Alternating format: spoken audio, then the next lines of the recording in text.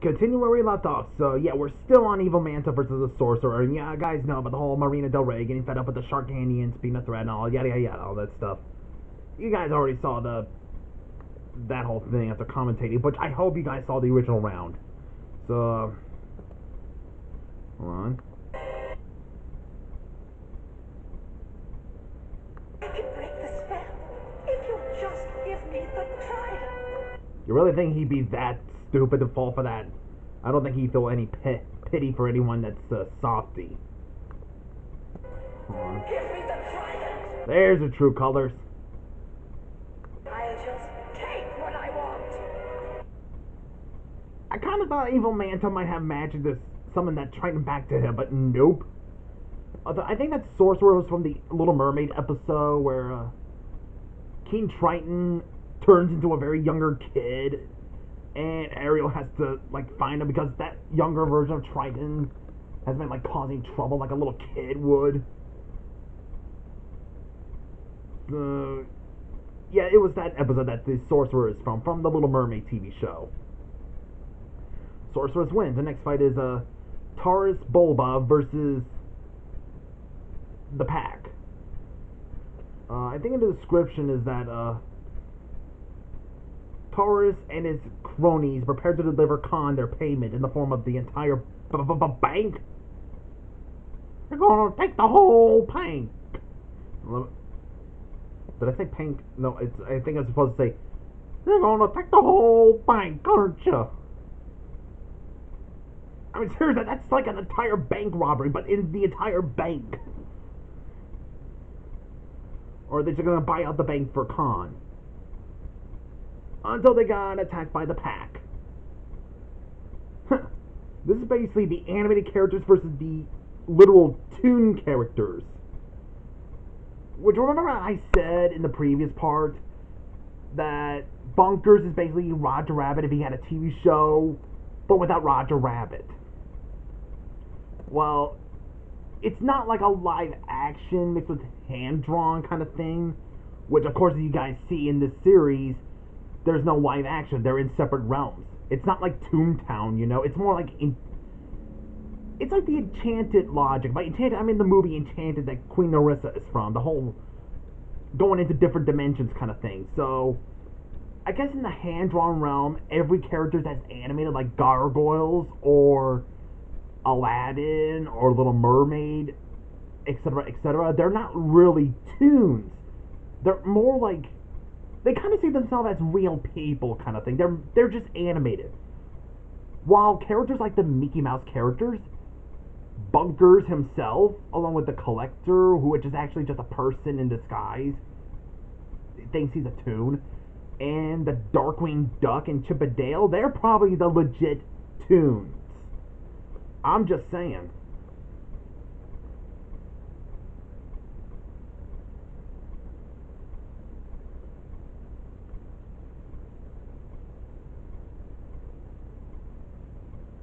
Very embarrassing for that bird. Yeah, even though it's like a vulture, I guess. And it discovered that it's an android. I'm still weirded out that Hyena has a crush on an android version of David Xanatos. Like, she just finds Coyote to be very sexy for some reason. It's clearly a robotic version of Xanatos.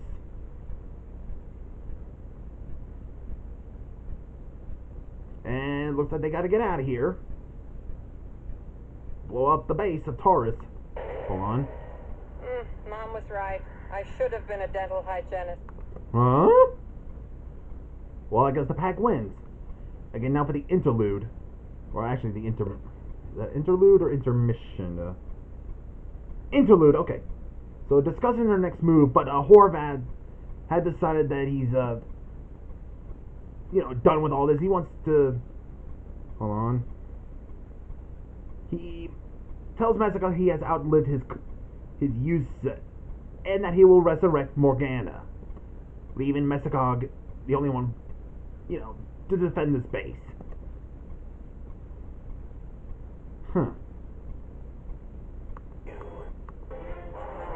Oh, I love the epic Mickey theme.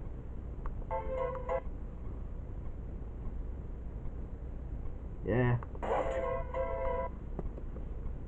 Sorry about that. So, and then we get... yeah, Queen Narissa reunited with Fasilie and Hoagie. They reform their alliances just so they can get back to their revenge on Hades.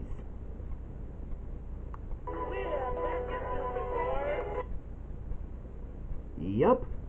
And then we see... well, it turns out I thought he was going to turn into an old hag, but it turns out it's just the Queen's going mad because of the friends on the other side. So after that whole thing, since the first fight, going... just the Queen going all crazy, all... like that. Even though I kind of wished for that, but it's just going insane.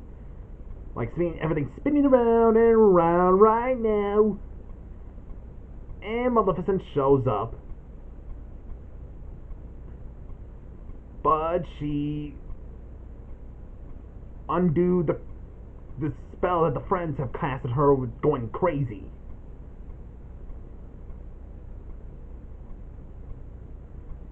And she goes back to her sanity, going back to normal.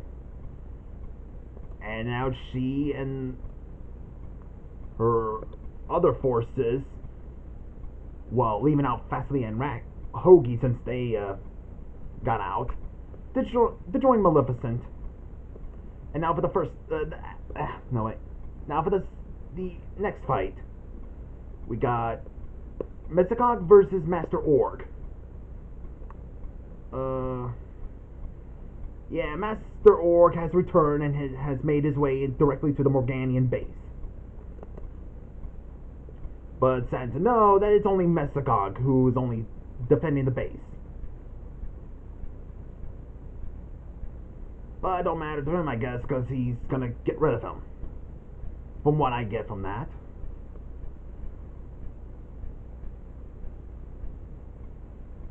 It's an interesting fight. It's basically a Power Rangers fight. The Disney-era Power Ranger fight, that is.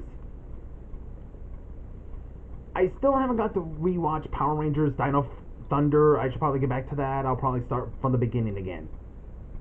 And when I see what he turns into, that is like the most stupidest design I've ever seen. That's his transformation for a final battle? I mean... you gotta be done something better than that. It looks ridiculous. Part of me still likes Mesicog as a favorite villain, but part of me is also like, well, this is what I get for having an interest in a Power Ranger villain. But I still like Mesicog. I just don't like the designs. But Master Org wins. I mean, his final form, that is. I just wish they'd done something better for him. So, next fight is Jafar versus Team Evil Agrabah. Or was it,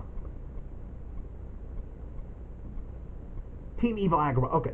So, Phobos makes his move by attacking other lands, but he sends out the Team Evil Agrabah to take out one person that's been causing trouble for all of them. Which is, of course, Jafar. In Aladdin 2, The Return of Jafar, Jafar has dealt with the goody ones. But now in here, he's actually dealing with the evil Aladdin and the evil Sultan and an evil Jasmine. You gotta admit, it's kind of interesting to see that. It's been forever. I think I saw that episode where the Sultan dressed like a samurai for some reason. I think he's supposed to be like that. I don't think that's a samurai. I think it's something else. I mean, it's been forever since I've seen the Aladdin show. I kind of wish Disney Plus has it on there, despite having Netflix. And push them to the well and the lake. Like, Jafar wins. And next fight is, wait a minute, Count Dooku versus animatronic Hook. So we're getting Star Wars now. Okay, so finding out from Calico that they might be under attack by aliens. Hold on, hold on. Actually, I'm a doctor. Whatever. Potato, tomato. just thought it might be what they're going at. So, talk about the aliens, I already read that. And I guess he decided to send animatronic Hook to deal with this. Which is, of course, first is Otto.